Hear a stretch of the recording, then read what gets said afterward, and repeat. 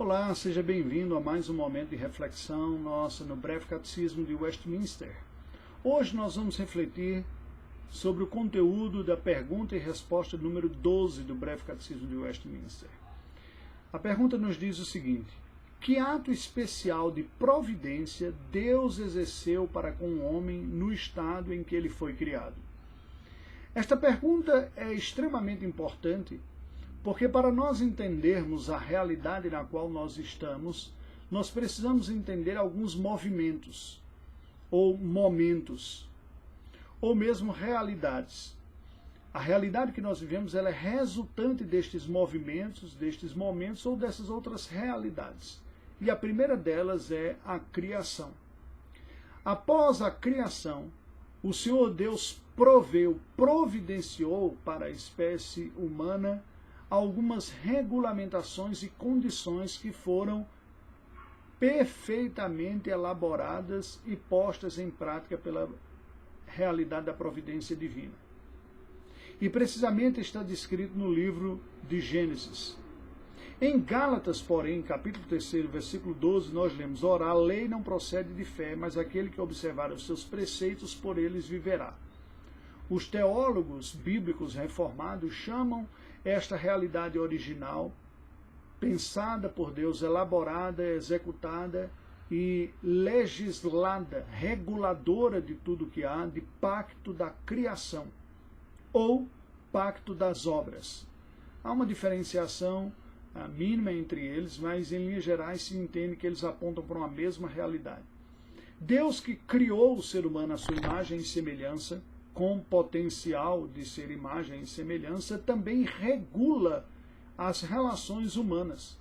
Estas regulações estão resumidamente descritas em Gênesis capítulo 2, versículos de 15 a 18, que passo a ler. Tomou, pois, o Senhor Deus ao homem e o colocou no jardim para o cultivar e guardar. E o Senhor Deus lhe deu esta ordem: de toda árvore do jardim comerás livremente, mas da árvore do conhecimento do bem e do mal não comerás, porque no dia em que dela comeres, certamente morrerás. Disse mais o Senhor Deus: não é bom que o homem esteja só. Far-lhe-ei uma auxiliadora que lhe seja idônea. Estes versículos nos apontam para esta realidade de um pacto que exigia do ser humano uma perfeita obediência. Por isso é chamado pelos teólogos de Westminster de pacto de obras. Deveria o ser humano permanecer fiel a Deus. E não havia nenhuma dificuldade, uma vez que nós fomos criados como espécie perfeitos, com uma retidão original, haveria plenas condições de permanecer fiel a Deus. Não havia nenhum elemento interno que empurrasse o homem para o mal, nem havia elemento externo hostil. O mundo criado era um mundo perfeito.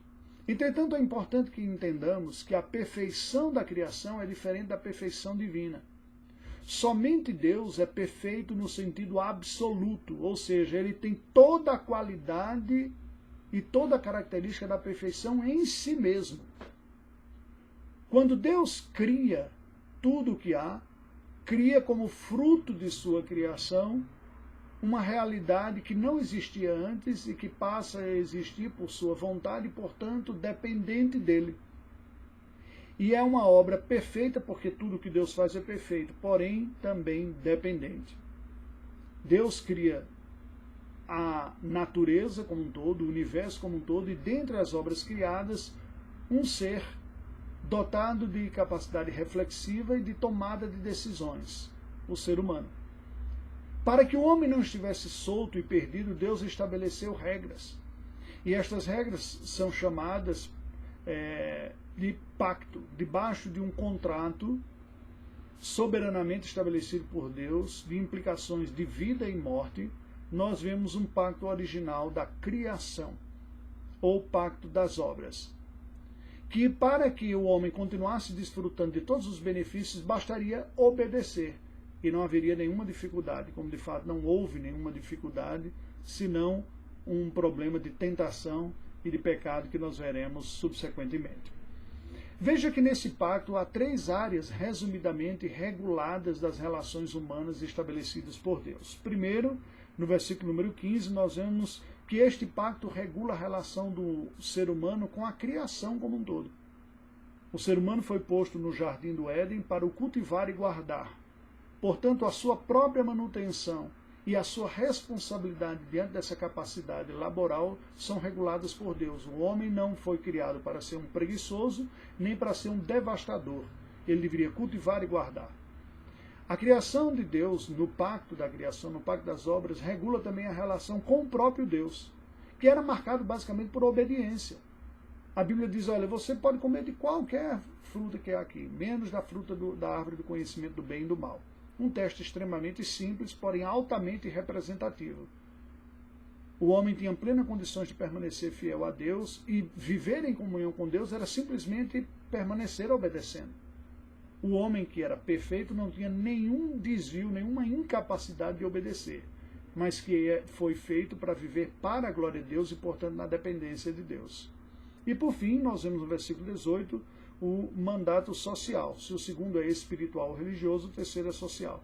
Pois disse o Senhor Deus, não é bom que o homem esteja só, far-lhe-ei um auxiliador que lhe seja idôneo.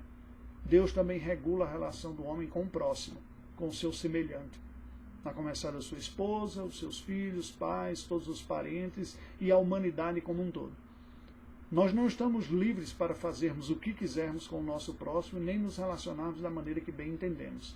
As relações humanas são reguladas por Deus também, são saudáveis. Assim expressa o Catecismo de Westminster, Catecismo Menor, em resposta à pergunta número 12, que diz: que ato especial da providência Deus exerceu para com o homem no estado em que foi criado? Quando Deus criou o homem, fez com ele um pacto de vida, com a condição de perfeita obediência, proibindo-lhe comer da árvore do conhecimento do bem e do mal, sob pena de morte. As ameaças e os riscos estavam presentes e as condições absolutamente, perfeitamente dadas. Que Deus nos ajude.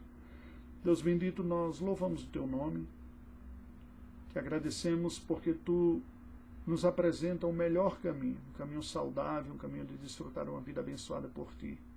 Ajuda-nos a conhecer e experimentar a Tua boa vontade em cada relacionamento nosso, contigo, com o nosso próximo, com o mundo. Oramos em nome de Jesus. Amém. Deus nos abençoe.